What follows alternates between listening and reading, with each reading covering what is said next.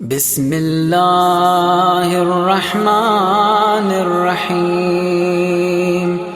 اللهم صل على محمد وآل محمد. اللهم إني أسألك برحمتك التي وسعت كل شيء وبقوتك التي قهرت بها كل شيء وخضع لها كل شيء وذل لها كل شيء،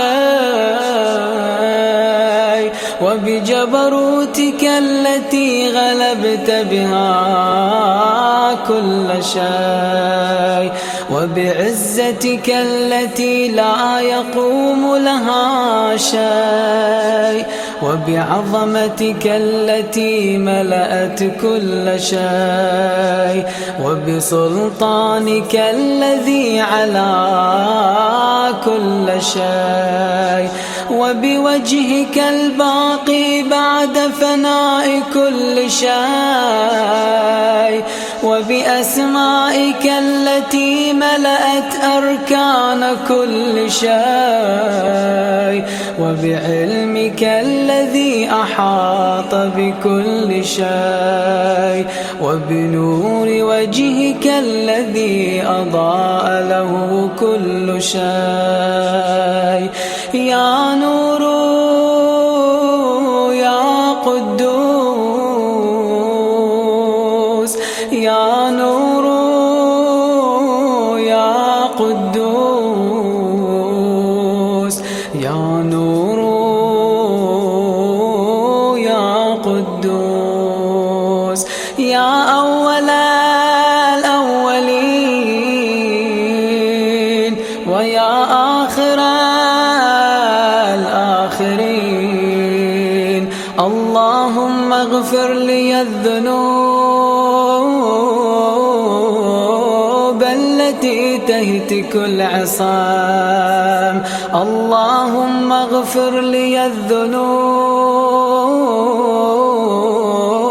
التي تنزل النقام.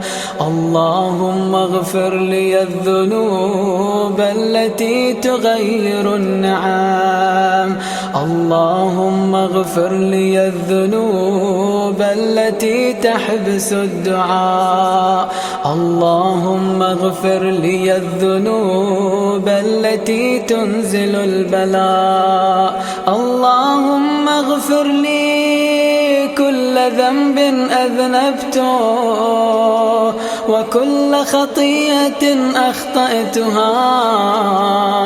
اللهم إني أتقرب إليك بذكرك وأستشفع بك إلى نفسك، وأسألك بجودك أن تدنيني من قربك، وأن توزعني شكرك، وأن تلهمني ذكرك. اللهم إني أسألك سؤال خاضع متذلل خاشع، أن تسامحني وترحمني وتجعلني بقسمك راضيا قانعا، وفي جميع الأحوال متواضعا. اللهم وأسألك سؤال من اشتدت فاقته وأنزل بك عند الشدائد حاجته وعظم فيما عندك رغبته. اللهم عظم سلطانك وعلى مكانك وخفي مكرك وظهر أمرك وغلب قهرك وجرت قدرتك، ولا يمكن الفرار من حكومتك. اللهم لا أجد لذنوبي غافرا، ولا لقبائحي ساترا، ولا لشيء من عمل القبيح بالحسن مبدلا غيرك. لا إله إلا أنت سبحانك وبحمدك. ظلمت نفسي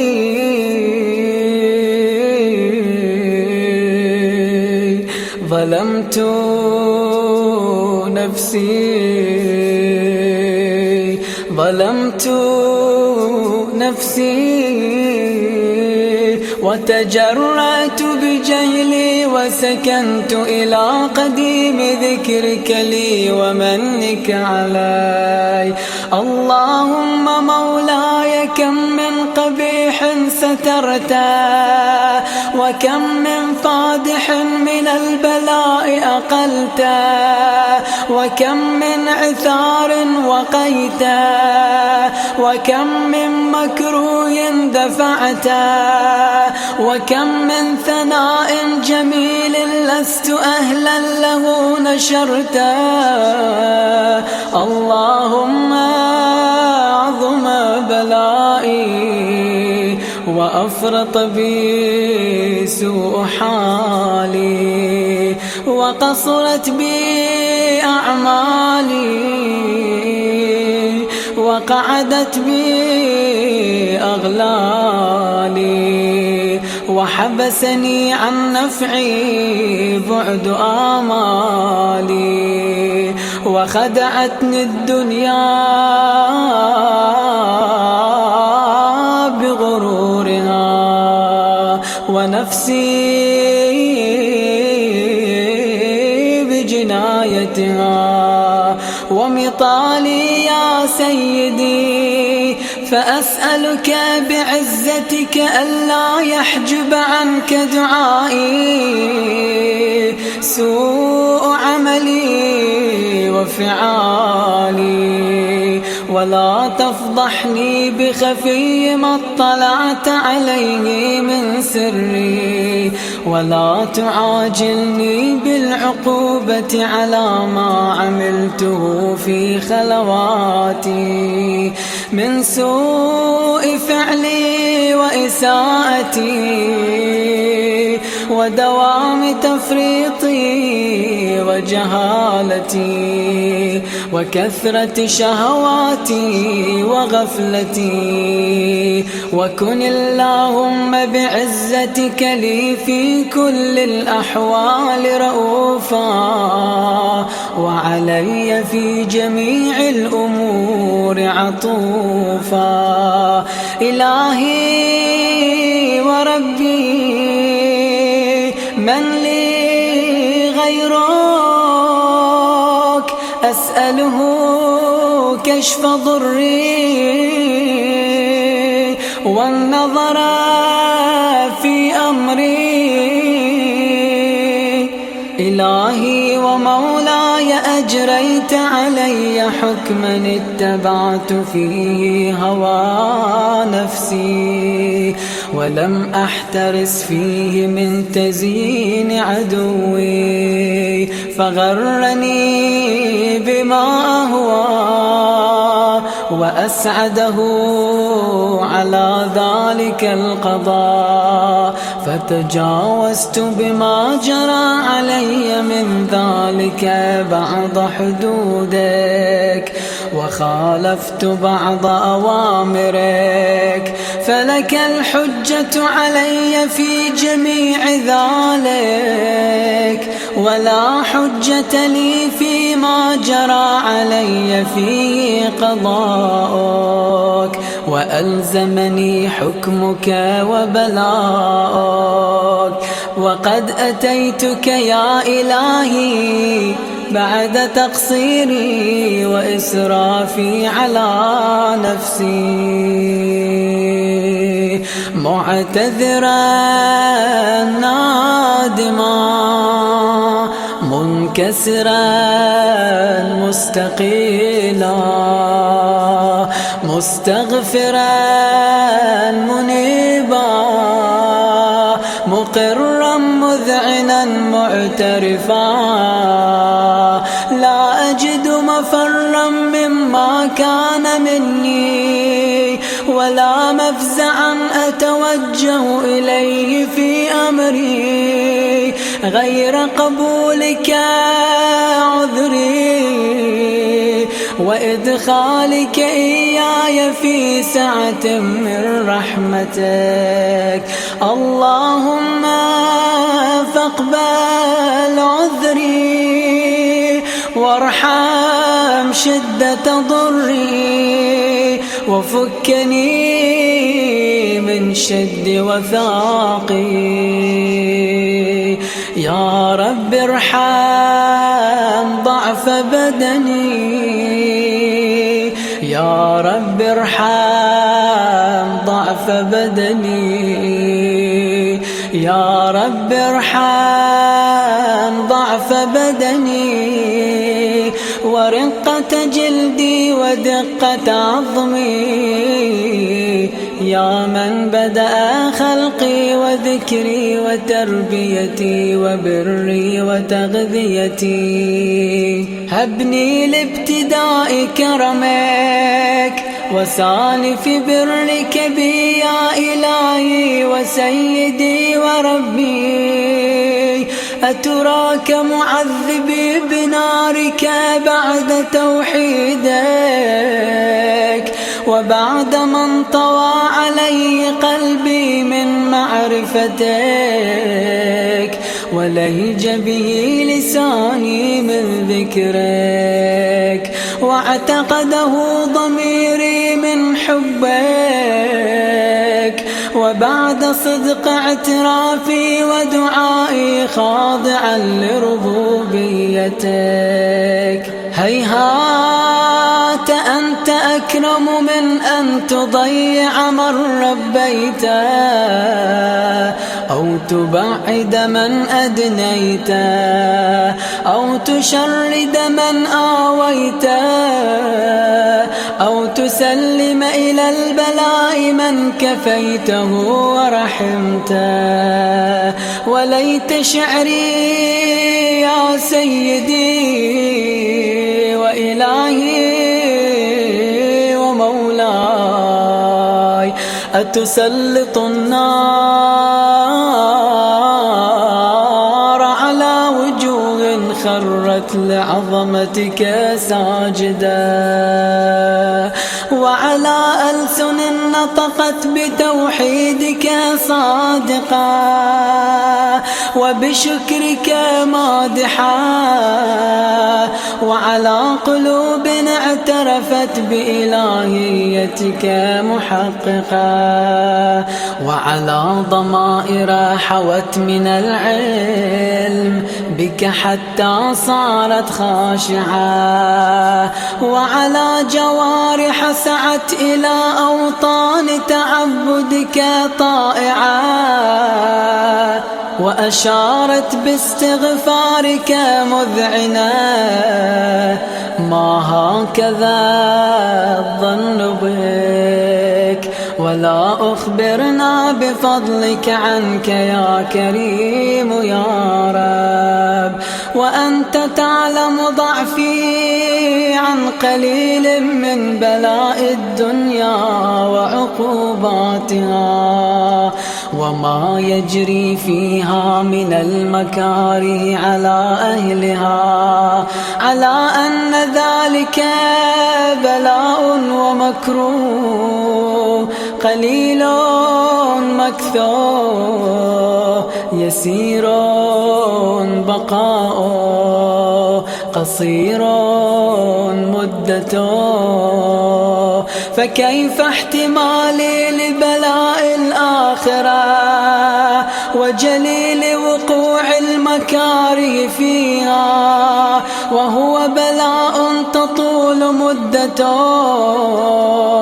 ويدوم مقامه ولا يخفف عن أهله، لأنه لا يكون إلا عن غضبك وانتقامك وسخطك، وهذا ما لا تقوم له السماوات والأرض. يا سيدي فكيف بي وأنا عبدك الضعيف الذليل الحقير المسكين المستكين. يا إلهي وربي وسيدي ومولاي، لأي الأمور إليك أشكو ولما منها أضج وأبكي، لأليم العذاب وشدته أم لطول البلاء ومدته؟ فلئن صيرتني للعقوبات مع أعدائك وجمعت بيني وبين أهل بلائك وفرقت بيني وبين أحبائك وأوليائك، فهبني يا إلهي وسيدي ومولاي وربي، صبرت على عذابك فكيف أصبر على فراقك؟ وهبني صبرت على حر نارك فكيف أصبر عن النظر إلى كرامتك؟ أم كيف أسكن في النار ورجائي عفوك؟ فبعزتك يا سيدي ومولاي أقسم صادقا لئن تركتني ناطقا لأضجن إليك بين أهلها ضجيج الآملين، ولأصرخن إليك صراخ المستصرخين، ولأبكين عليك بكاء الفاقدين، ولأنادينك أين كنت يا ولي المؤمنين، يا غاية آمال العارفين، يا غياث المستغيثين، يا غياث المستغيثين، يا غياث المستغيثين، يا حبيب قلوب الصادقين ويا إله العالمين. أفتراك سبحانك يا إلهي وبحمدك تسمع فيها صوت عبد مسلم سجن فيها بمخالفته وذاق طعم عذابها بمعصيته، وحبس بين أطباقها بجرمه وجريرته، وهو يضج إليك ضجيج مؤمل لرحمتك ويناديك بلسان أهل توحيدك ويتوسل إليك بربوبيتك. يا مولاي فكيف يبقى في العذاب وهو يرجو ما سلف من حلمك؟ أم كيف تؤلمه النار وهو يأمل فضلك ورحمتك؟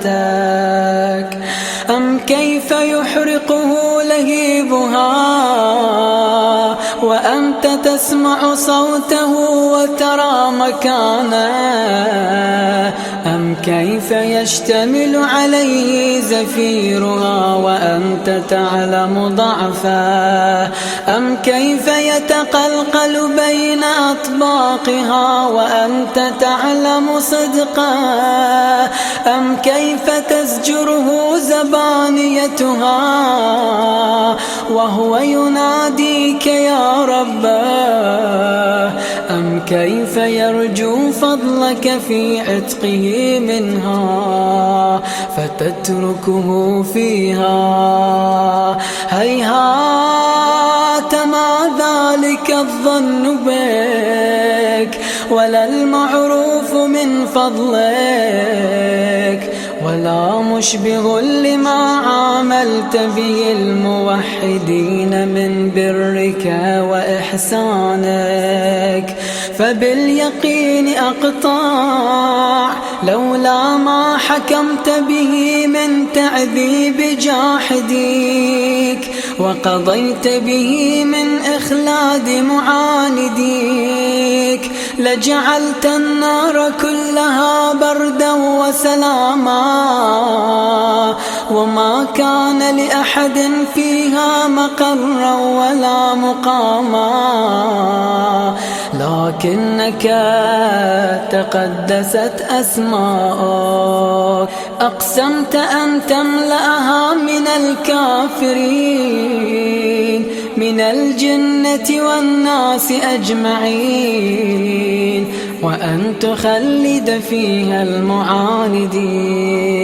وأنت جل ثناؤك قلت مبتدئا وتطولت بالإنعام متكرما، أفمن كان مؤمنا كمن كان فاسقا لا يستوون.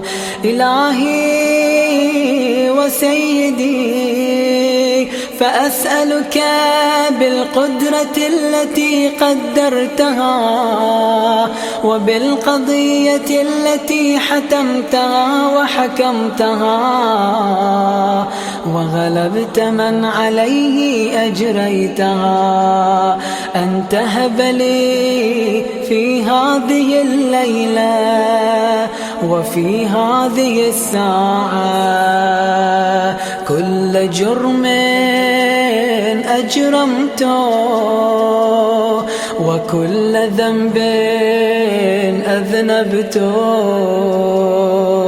وكل قبيح أسررته وكل جهل عملته، كتمته أو أعلنته، أخفيته أو أظهرته، وكل سيئة أمرت بإثباتي الكرام الكاتبين الذين وكلتهم بحفظ ما يكون مني، وجعلتهم شهودا علي مع جوارحي، وكنت أنت الرقيب علي من ورائهم والشاهد لما خفي عنهم، وبرحمتك أخفيت وبفضلك سترت، وأن توفر حظي من كل خير أنزلت أو إحسان فضلت أو بر نشرت أو رزق بسطت أو ذنب تغفره أو خطأ تستره. يا ربي يا ربي يا رب يا ربي يا ربي يا رب يا ربي يا ربي يا رب يا إلهي وسيدي ومولاي ومالك رقي، يا من بيده ناصيتي، يا عليما بضري ومسكنتي، يا خبيرا بفقري وفاقتي، يا ربي يا ربي يا رب، يا ربي يا ربي يا رب،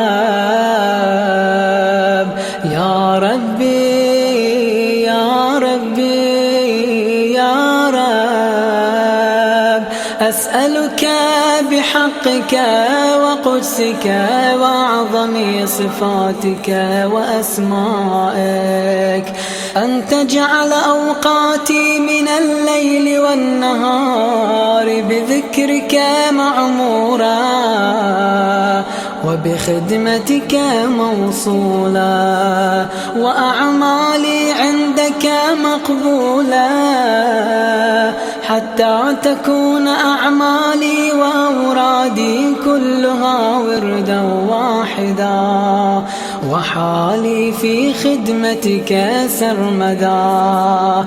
يا سيدي يا من عليه معولي، يا من إليه شكوت أحوالي، يا ربي يا ربي يا رب، يا ربي يا ربي يا رب، يا ربي يا ربي يا رب. قو على خدمتك جوارحي، واشدد على العزيمة جوانحي، وهب لي الجد في خشيتك، والدوام في الاتصال بخدمتك، حتى أسرح إليك في ميادين السابقين، وأسرع إليك في البارزين، وأشتاق إلى قربك في المشتاقين، وأدنو منك دنو المخلصين، وأخافك مخافة الموقنين، وأجتمع في جوارك مع المؤمنين.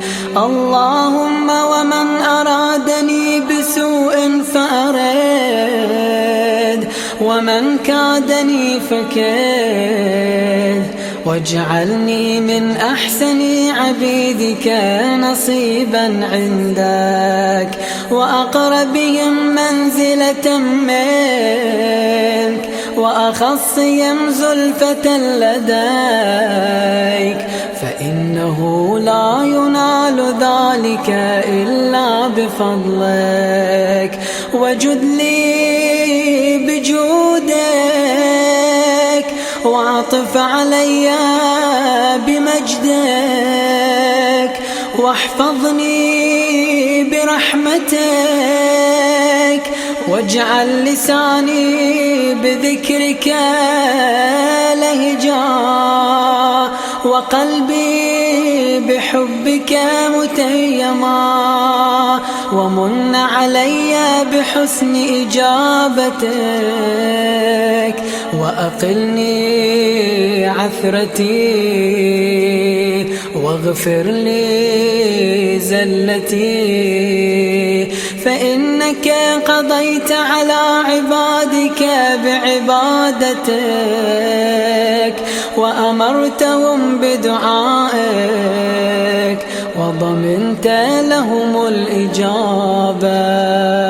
فإليك يا رب نصبت وجهي، وإليك يا رب مددت يدي، فبعزتك استجب لي دعائي، وبلغني مناي، ولا تقطع من فضلك رجائي، واكفني شر الجن والإنس من أعدائي. يا سريع الرضا يا سريع الرضا يا سريع الرضا اغفر لمن لا يملك إلا الدعاء فإنك فعال لما تشاء يا من اسمه دواء وذكره شفاء وطاعته غنى ارحم من رأس ماله الرجاء وسلاحه البكاء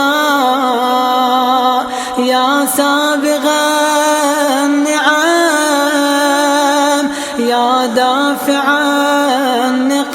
النقام يا نور المستوحشين في الظلام يا عالما لا يعلم